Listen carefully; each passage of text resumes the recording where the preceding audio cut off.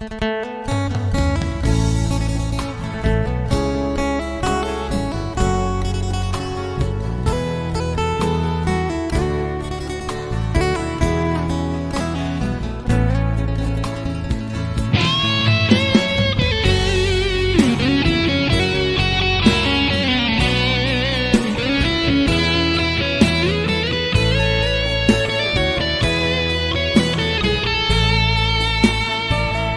ายนี้ได้มา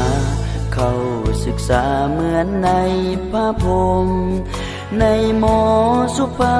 นุวงศ์ที่ทุกคนต่างปรารถนา เป็นที่เสริมสร้างความหูสติปัญญาศึกษาและห้ำเฮียนมาจนกว่าปีนี้ปีสี่ได้มาพบเจ้าน้องสาวสงามนักหนาปีนี้น้องมาศึกษาเมียนปีหนึ่งโอ้สาวเกษตรอายเห็นแล้วตกตะลึงน้องงามนับว่าเป็นหนึ่งคิดถึงน้องนางบ่หายงามเด้ตอนน้องเฮ็ดเวียกงานฟาร์มสองแก้มของน้องเบ่งบานยามนางยิ้มแย้มแจ่มใสสองมือน้องสร้าง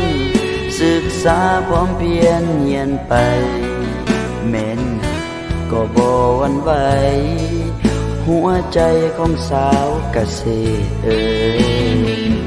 ตั้งใจศึกษาห้ามเฮียนให้ดีเถิดน้องสิ่งใด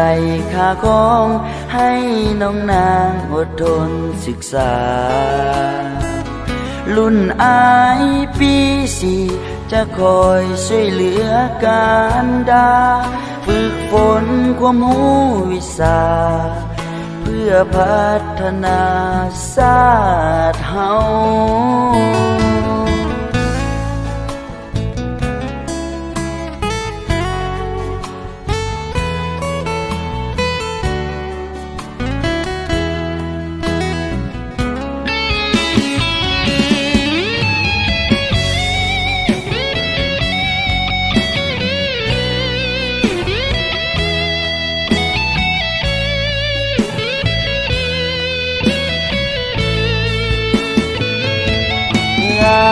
เด้ตอนน้องเฮ็ดเวียกงานฟาร์มสองแก้มของน้องเบ่งบานยามนางยิ้มแย้มแจ่มใส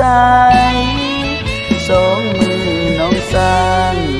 ศึกษาพร้อมเพียรเยียนไปแม่นก็บ่หวั่นไหวหัวใจของสาวเกษตรตั้งใจศึกษาห้ามเฮียนให้ดีเถิดน้องสิ่งใดค่าของให้น้องนางอดทนศึกษารุ่นอายปีสี่จะคอยช่วยเหลือการดาฝึกฝนความรู้วิชาเพื่อพัฒนาชาติเฮา